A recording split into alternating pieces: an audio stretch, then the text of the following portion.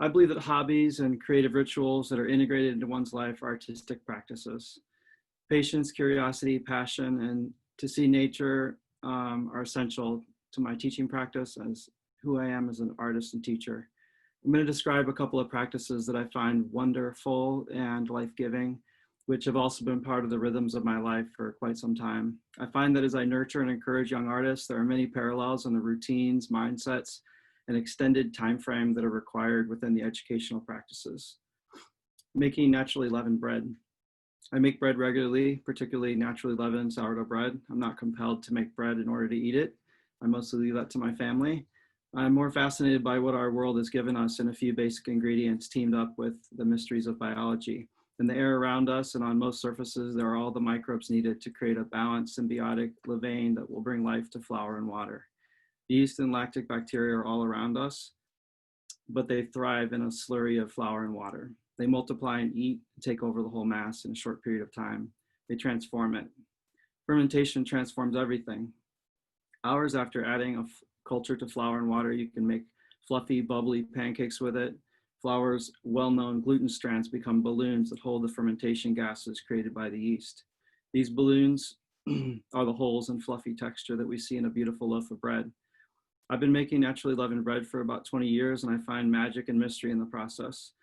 I've tapped many resources over the years to accumulate knowledge about bread, but it's the hands-on, the dough experience over time that is really important to understanding the process.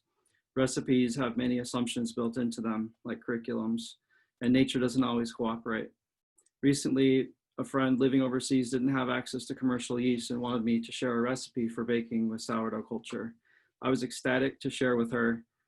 In the end, the variables and undefinable parts of the work were too much. I think you have to love the mystery and be willing to learn through the trial and error, paying close attention. I hadn't realized this until I was trying to share it. Here I'm going to describe my process, but it's not a recipe as much as a rhythm that's integrated into my weekends. In fact, I'm working on some right now. My ritual starts on Saturday morning. I mix up flour and water and leave it for 3 hours to absorb and develop the gluten structure. At the same time, I feed my starter so that the activity of the starter will peak in 3 hours.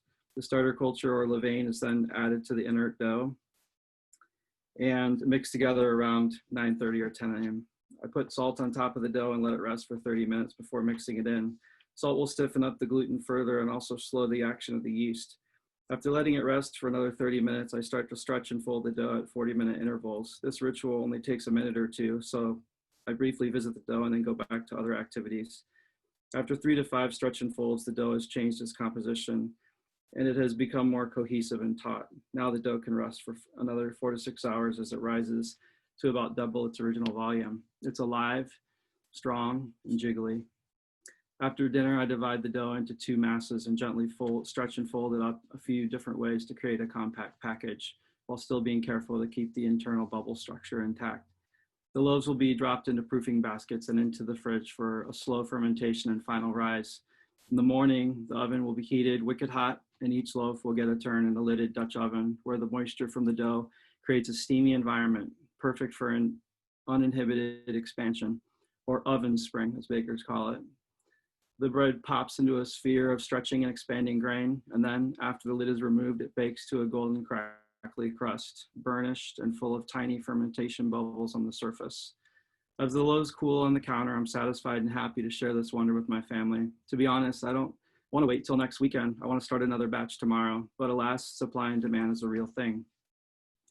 And the other undertaking that I'm going to describe is also cider making, which follows some similar patterns. Cider making, here's the wonder. I find unwanted apples for free and then process them into aromatic and refreshing liquid that will sustain my small community all year. Cider making is ancient and mysterious, but truly, cider makes itself. Natural yeast responsible for sourdough bread are also up for the job in a home cidery as well. Every fall, I check the various trees on my apple foraging map. I think it was mentioned earlier in the symposium, or some sort of map like that. Some years they have a bumper crop, and other years it's sparse. Many apple trees are biennial, meaning they bear heavy fruit every other year. The cider character varies along this pattern as well. By August, I know which trees will have crops, and I check to see when they will start dropping. Usually mid-September, lots of trees are ready or close to ready. I start to forage apples, filling bins and storing them in my shady side yard along the house. I try to keep them cool and dry until pressing day. My car will smell like apples for weeks. If you see a picker and you'll see a picker, bins and tarp in the back seat until we're done. It's different every year, but lately I've been trying to press apples only a few times and have marathon days with a few eager friends and brothers helping out. The last couple of years, this meant foraging and pressing about 1,000 pounds of apples in a weekend. We have stations set up for washing, grinding, and pressing, and we end the day with 50 to 80 gallons of juice that'll be divided and taken home. Most of this juice will be fermented. Since most of our apples are picked up off the ground, it's best to be fermented to create a safe beverage. Fermented cider really is the only use for these apples, besides feeding them to livestock. I place my carboys in a dark, cool place and allow the natural yeast to take over. The cider will roil with foam and activity for a few weeks, sometimes overflowing the container if there's not a lot of headspace. If you shine a light into the glass container, you will see swirling and churning in the liquid. It's so alive, it's mesmerizing. Over time, it will slow down and eventually taper off. During this time, I like to keep the cider cool and allow this process to happen very slowly if possible.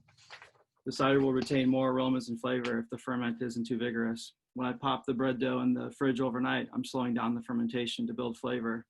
The same thing is happening with a slow fermented cider, but this time I'm trying to hang on to as much of the aromatic apple character as I can. Around New Year's Day, I should have most of the cider moved to new containers so that it can age without the exhausted yeast sediment in the mix. In the next few months, I'll tiptoe around the cellar amongst the sleeping cider and sample it using a turkey baster to slurp a mouthful from each cask. I notice the aromas and flavors becoming more stable and discernible from batch to batch. I notice a crisp tartness in one and a floral aroma in another. I start to notice personalities from different pressings and the blend of apples that were used. Sometimes I take notes and other times I just organically follow my process and act as an intuitive gardener in the cellar. I create blends of batches that complement each other and send them to kegs to be carbonated.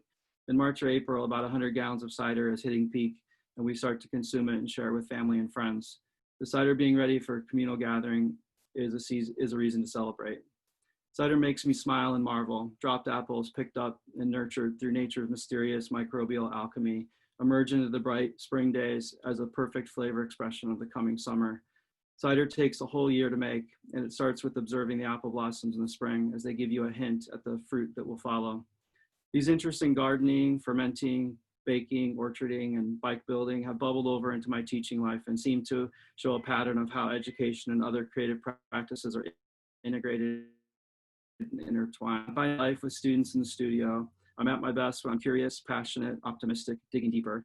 Likewise, as I pursue my creative interests outside the studio, I'm drawing on the same essential mindset. My students and I are all fermenting, growing, and being transformed by curiosity in the same ways. May we all be transformed by our routines, rituals, and ongoing curiosity. Thank you.